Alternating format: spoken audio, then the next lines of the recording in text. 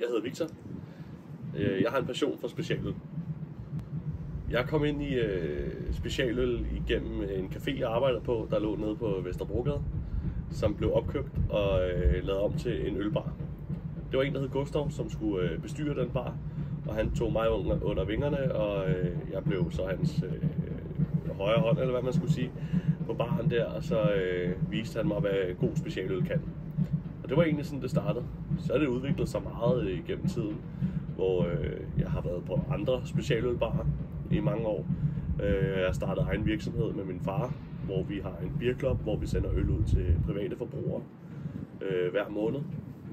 Og så har vi startet et importfirma, hvor vi importerer øl hjem, som vi henter fra rundt omkring i Europa, får leveret ud til vores lager ude på Hvidovre, hvor vi så lige får sørget for, at der kommer pantmærker og allergenmærker på og alt sådan noget, for så at vi så kan køre rundt med det og levere det til butikker i hele landet.